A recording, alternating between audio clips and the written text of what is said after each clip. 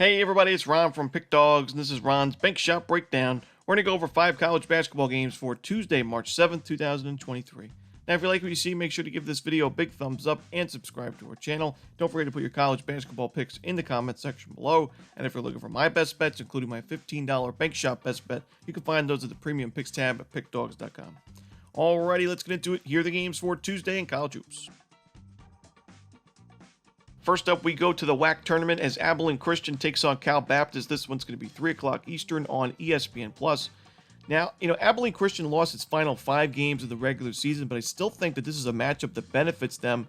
Against the Cal Baptist team, that these teams met one time. It was back on February 4th. It was a home game for Cal Baptist, but ACU still won that game 87-71 in the end, in a game where their offense basically had its way.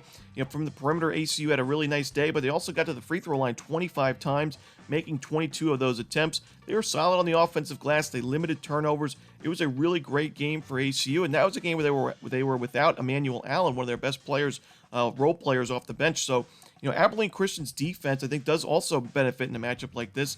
We know ACU is going to force a lot of turnovers, and Cal Baptist at times has had issues taking care of the basketball. So I just think this matchup, honestly, on paper, goes ACU's way, and I'm going to take Abilene Christian in this one. Next up, we'll stay in the WAC tournament as UT Rio Grande Valley takes on Tarleton. This one, 9 o'clock Eastern on ESPN+ as well.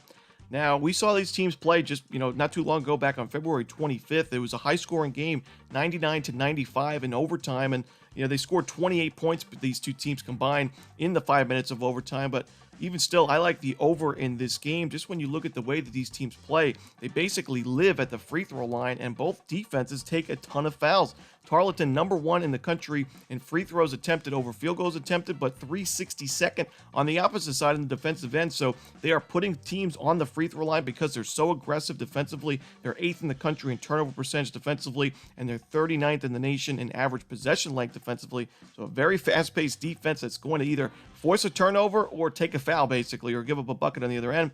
While the other side, UT Rio Grande Valley, they get to the free throw line a ton. They turn the ball over all over the place, and Tarleton should have plenty of fast break points on the other end.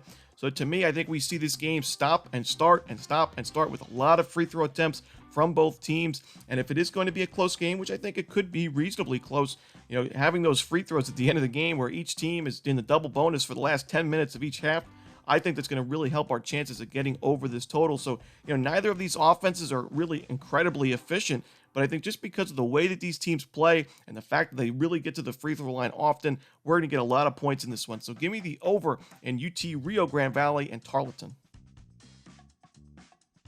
Next up, we go to the NEC, the Northeast Conference Final, the tournament final between Fairleigh Dickinson and Merrimack. This one's going to be 7 o'clock Eastern on ESPN2. Now, unfortunately for Merrimack, because of the Division I eligibility rules and the fact that the Warriors moved up to D1 college hoops not too long ago, Merrimack is ineligible to make it to the NCAA tournament even if they win this game and win the NEC. And because of that, Fairleigh Dickinson, the second best team in the standings in the regular season, punched its ticket automatically to the big dance. So whether Fairleigh Dickinson wins this game or not, they will be in the NCAA tournament.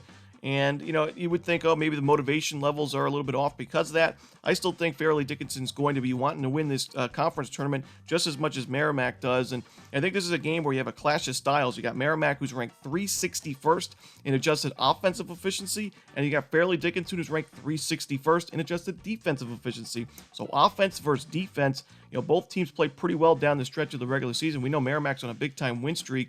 Where I worry the most about Merrimack, although it's a home game for the Warriors, is the fact that the fundamentals, we saw Fairleigh Dickinson beat Merrimack twice in the regular season. I think it goes down to fundamentals.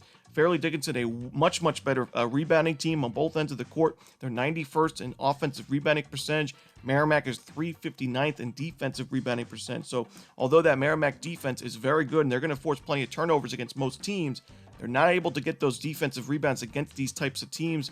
And Fairleigh Dickinson also a program and a team this year that's taking care of the basketball and forcing turnovers themselves. They're 61st in the nation in turnover percentage offensively, 30th on the defensive end. So a Merrimack team that's ranked 328th in turnover percentage on offense. I worry about that. So for me, although Merrimack's defense should hold up for the most part, the fundamentals I just can't get past. I think Fairleigh Dickinson is going to be able to score some points just fine in this game, just like they did in the first 2 matchups against Merrimack in the regular season. although Fairleigh Dickinson doesn't have a ton to play for, I mean, it is still a conference tournament that can certainly help your program in recruiting. I'd still like the Knights to win this game and cover as they get ready for the NCAA tournament.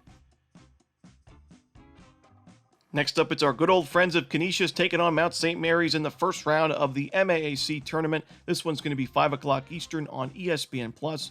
Now, Canisius is playing really good basketball down the stretch of the regular season. They won 5 of their last 6. They took down teams like Quinnipiac and Ryder. But on the other side, Mount St. Mary's equally as good down the stretch of the season, beating Ryder, Canisius. They won 4 of the last 5 games. So 2 of the hotter teams going into the conference tournament have to meet in the first round. We took Canisius plenty of times this year in the underdog role, mostly in conference play, and they did pretty well for us for the most part. And I think that because this is a neutral site game and a neutral site tournament, this is a style of play that actually Canisius can benefit from because they played in so many tough games in non-conference play on the road and in neutral site games. We saw them at one point in non-conference action play 7 straight true road games against some solid teams like Cornell and Buffalo, Toledo and Penn State.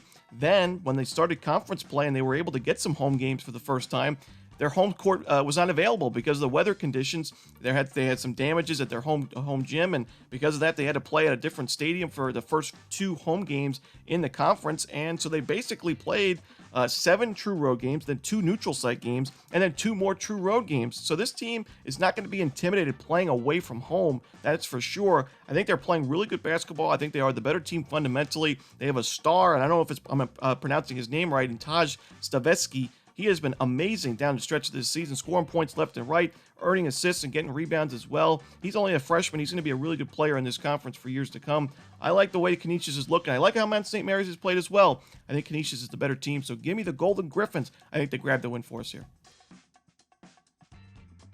And the final game we're going to talk about for Tuesday's card in college basketball, it'll be in the first round of the ACC tournament as Louisville takes on Boston College. This one 4:30 Eastern on the ACC network.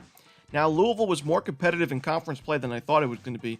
I didn't expect a single win for Louisville in the ACC. They actually had 2 of them. They had a nice upset win over Clemson. They also beat Georgia Tech, and they really kept things close against teams like Florida State and Virginia in home games this season, covering the number in those games. They played pretty well against Miami at one point. So, Louisville was more competitive. We know it's going to take some time for this program to rebuild and get back to where it was in college basketball, and we know they're going to get back there at some point, but this was just not their year. But even still, this was a team that, although they played pretty well at home and competitive at home, every single true road game and neutral site game except one did Louisville not only lose, but lose by double digits. They only lost 1 game by single digits on the road. That was against Miami, 93-85, back on February 15th, February 11th, excuse me. But other than that, Louisville just did not play well at all on the road. And this is a neutral site tournament. It's going to be a neutral site game. And, Boston College, not only does this team play pretty well on the road and at neutral sites, they had some nice wins this season in true road games and neutral site games. But this is also a team that not only do I think is better than Louisville, but played pretty well in the ACC tournament last year. They already proven they can play in these tournament-style games, where last year they beat Pittsburgh in the first round, then they beat Wake Forest in overtime in the next round. That really hurt Wake Forest's chances, and then they went to overtime with Miami in the next round. So we know Miami went to the Elite Eight that year, and that was an overtime game, 2-point win. So Boston College has proven they can play in these tournament games. I think they're the better team. They played much better on the road and in neutral sites this year. So give me Boston College in this one. I'm going to lay the points. And that's it. Those are the games for Tuesday in college basketball. Hope you enjoyed this video. If you did, don't forget to hit that like button and subscribe. And don't forget to put your college basketball picks in the comments section below. Again, if you're looking for my best bet, you can find those at Pick Dawgz Premium. As always, this is Ron Romanelli. Good luck.